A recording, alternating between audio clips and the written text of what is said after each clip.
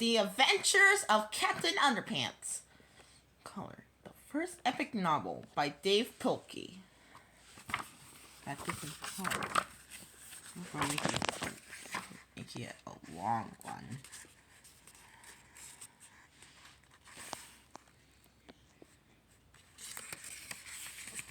Chapter 1. George and Harold. Meet George Beard and Harold Hutchins. George is the kid on the left with the tie and the flat top. Harold is the one on the right with the t-shirt and the bad haircut. Remember that now. George and Harold were best friends. They have a lot in common. They lived right next door to each other, and they were both in the same fourth grade class of Jerome Horwitz Elementary School. George and Harold were usually responsible kids, but whenever anything bad happened, George and Harold were usually responsible. But don't get the wrong idea about these two. George and Harold are actually very nice boys. No matter what everybody else thought, they were good, sweet, and lovable. Well, okay, maybe they weren't so sweet and lovable, but they were good nonetheless. It's just that George and Harold each have a silly streak a mile long. Usually that silly streak was hard to control, and once it got them into trouble, sometimes it got them into trouble, and once it got them into big, big trouble. But before I can tell you that story, I have to tell you this story. Chapter 2, Treehouse Comics Incorporated. After a hard day of cracking jokes, pulling pranks, and causing mayhem at school, George and Harold liked to rush to the old treehouse in George's backyard. Inside the treehouse were two big old fluffy chairs, a table, a covered crayon with junk food, and a padlock crate full of pencils, pens, and stacks of paper. Now, Harold loved to draw, and George loved to make up stories. And together, the two boys spent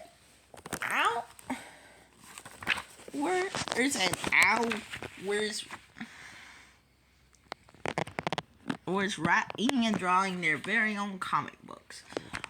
Over the years, they have made hundreds of their own comics, starring dozens of their own superheroes. First there was Dogman, then came Timmy the Talking Toilet, and who could forget them?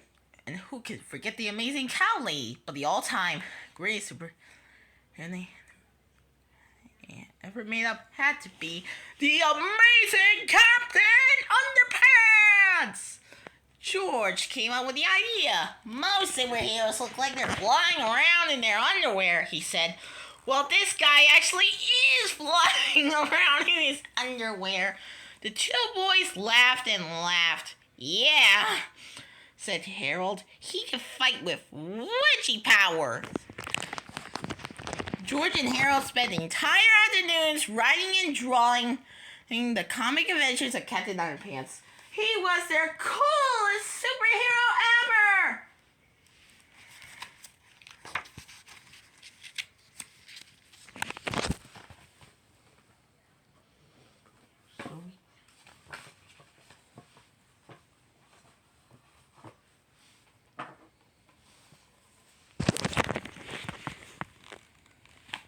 Luckily for the boys, the secretary at Jerome Horwitz Elementary School was much too busy to keep an eye on the copying machine. So whenever they have a chance, George and Harold will sneak into the office and run off several hundred copies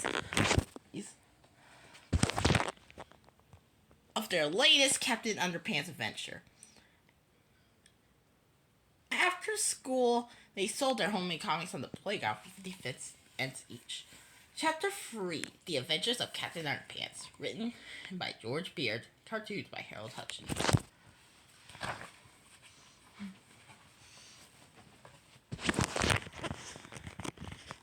The Really Cool Adventures of Captain Underpants. Written by George Beard, drawn by Harold Hutchins. It was a time of darkness and despair for planet Earth. Bad guys have taken in the streets, and all the superheroes in the world were too old to fight evil. Hey! Then along came a new and improved super strength superhero. Tra-la-la! Look! Up in the sky! It's a bird! It's a plane! It's an excellence! No way! I'm Captain Underpants! Captain Underpants was faster than a speeding waistband, more powerful than boxer shorts, and able to leap tall buildings without getting a wedgie. Tra-la-la! Night and day. Hey, Captain Underpants watched over the city, fighting for truth, justice, and all that is pretty shrunk and cottony. Meanwhile, a nearby elementary school, turn the page.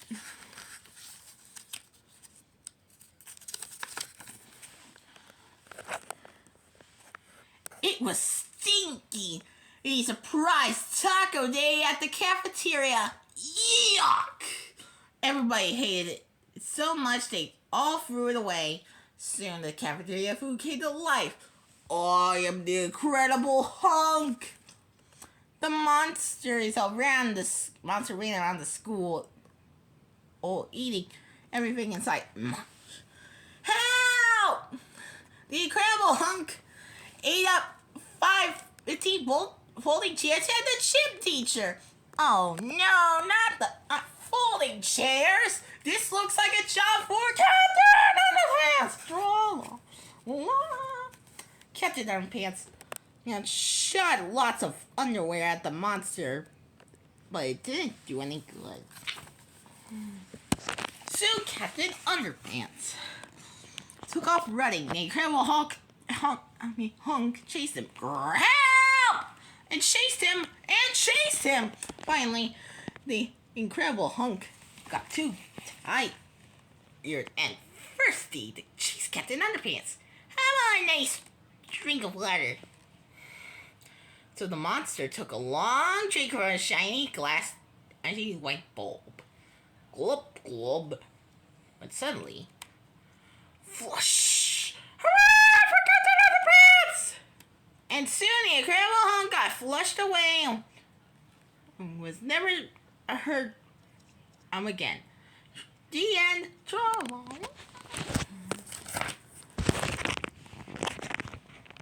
Don't miss our next exciting adventure, Captain Underpants and the attack of the talking toilets. Coming soon to a playground near you. Chapter 4, Mean Old Mr. Krupp. Do you see that old guy looking out in the window up there? That's Mr. Krupp, the principal. Now, Mr. Krupp was the meanest, sourest old principal in the whole history of George Horwitz Elementary School. He hated laughter and singing. He hated the sounds of children playing at recess. In fact, he hated children altogether. And guess which two children Mr. Krupp hated most of all? If you guessed George and Harold, you're right. Mr. Krupp hated George and Harold. He hated their pranks and their wisecracks. He hated their silly attitudes and their constant giggling. And he especially hated those awful Captain Underpants comic books. I am going to get those boys someday. Get them one day. Mr. Krupp vowed. One day. Very, very soon. Chapter 5. One day, very, very soon.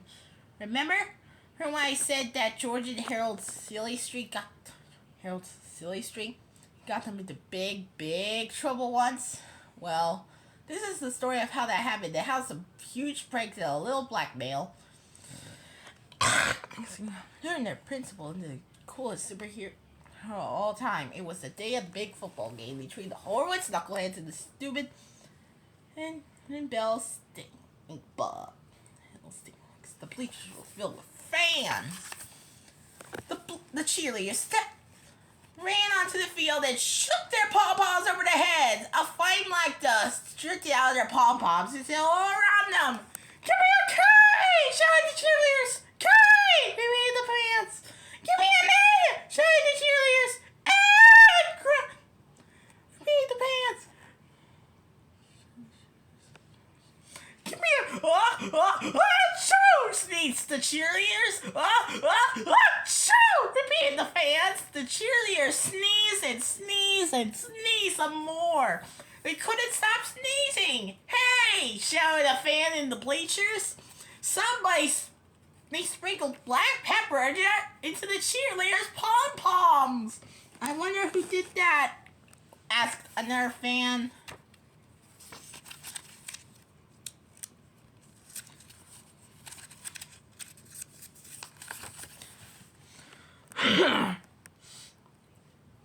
The cheerleaders stumbled off the field, sneezing and dripping with mucus as the marching band members took their places. But when the band began to play, steady streams of bubbles became and blowing out their instruments. Bubbles were everywhere, up and down the field. All the marching band slipped and slid, leaving behind a trail of wet, bubbly foam. "Hey!" shouted a fan in the bleachers. "Somebody poured bubble bath into the marching band's instruments. I wonder who did that?" asked another fan. Soon the football teams took the field. The knuckleheads kicked the ball. Up went the ball. Higher and higher it went. The ball sailed into the clouds and kept right on going until nobody could see it anymore. "Hey!" shouted a fan in the bleachers. "Somebody filled the game ball with helium." "I wonder who did that?" asked another fan. But the missing ball didn't make any difference. Because of that moment, the knuckleheads were rolling around the field, scratching and itching like crazy. "Hey!" shouted Mr. Meter, the coach. "Somebody replaced our deep-heating muscle rough lotion with Mr. Prankster's extra scratchy itchy cream. We wonder who did that," shouted the fans in the bleachers. The whole afternoon went much the same way, with people shouting from "Hey! Somebody put sea monkeys in the lemonade!" to "Hey! Somebody glued all the bathroom doors shut!" But before long, most of the fans of the bleachers had gotten up and left. The big game had been forfeited, and everyone in the entire school was miserable.